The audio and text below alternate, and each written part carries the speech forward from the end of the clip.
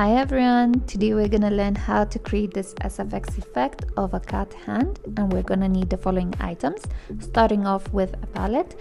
Not really a must, but I do like having it around. We're also gonna need a spatula, which we're gonna work on the scar wax, which is right here, and we're also gonna need some Vaseline to smooth out the edges on the scar wax. To actually stick the scar wax, we're gonna need some spirit gum, and to remove it, some spirit gum remover. And over here I have a few options of bruising wheels, which we're gonna use on the edges of the cut. You can see there's a variety of them. We're also gonna need some blood, and I like using fresh blood, which is this one right here, and some dark blood, which has a much thicker and darker consistency. We're also gonna need some baby powder. This is to remove any shine around the cut, and of course a brush, a fluffy one and a precise one. I like using this one for the application of the blood. And now let us begin the process. I'm gonna take a bit of Vaseline right here and just place it on the back of my hand. This is just a personal preference. You can also place it on the palette. Take a little bit of scar wax and start playing with it in your hand to warm it up. Take a little bit of Vaseline. This will make the scar wax a bit more malleable and easy to work with. Roll it into your hand, and right here I'm just creating a little log and I'm gonna cut it into two. And I actually have two more pieces of scar wax on the palette. You will just see them shortly. I'm gonna take, or rather small piece, it's a small piece that I'm actually gonna divide it into two smaller pieces. Yeah, I'm doing that right here, and just take this two small pieces and roll them into your hand, just creating two small balls. So this is actually my first time doing a voiceover, so I feel like I'm gonna ramble a lot, but just stick with me, you know.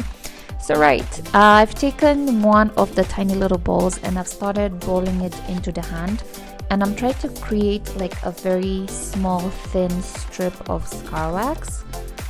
Just keep rolling it until you're satisfied and you feel like it's thin enough. It may break, just stick it back together. So over here I've taken some spirit gum and applying it onto the hand, and you can see me tapping into the skin. This activates the spirit gum and it makes it stickier, I guess. And I've applied the scar wax, stuck it to my hand, and with the spatula I am just smoothing out the edges. Just keep taking a little bit of Vaseline when the scar wax sticks to the spatula, and the Vaseline will make it in such a way that it doesn't stick. I'm adding a little bit more scar wax over here on the side.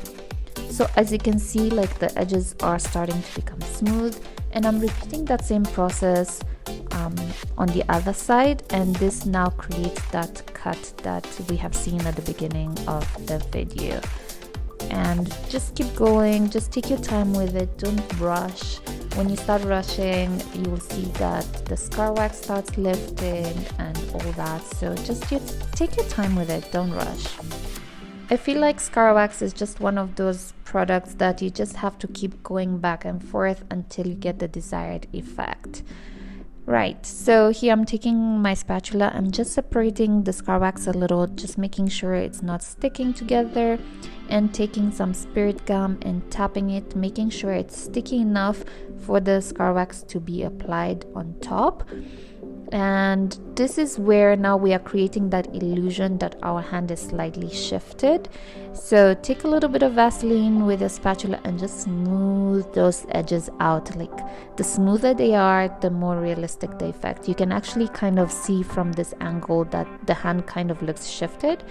And I'm doing the same thing on this other side, just spirit gum, just tapping to making sure it's sticky, applying the scar wax and smoothing the edges. I think at this point we have the shape, and we can continue with some baby powder, and this is to remove any shine that was left over from the Vaseline. I'm also taking a bruising wheel here, and I'm taking a very, very dark purple. I know it may look like black, but it is not. So I'm taking this dark purple and applying it in between the cut. This actually creates depth to the cut and makes it appear much deeper than it is. So it's sort of an illusion effect. And I'm also going to be taking a little bit of red and applying it on the edges, just because whenever you get a cut, the color around that area, like the color of the skin around that area, does change, and usually it becomes much redder. Once you are done applying the red, you can move on to the last stage, which is the blood. We are starting with some aged blood or dark blood. This is much thicker in consistency, it's darker, and I like applying it in between the cut, like just to create more depth.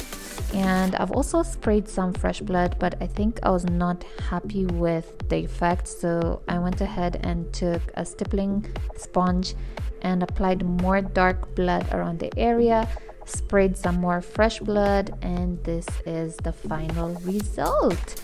I hope you guys enjoyed this tutorial, and if you like more of this, just subscribe, comment, and just share with your friends. See you next time.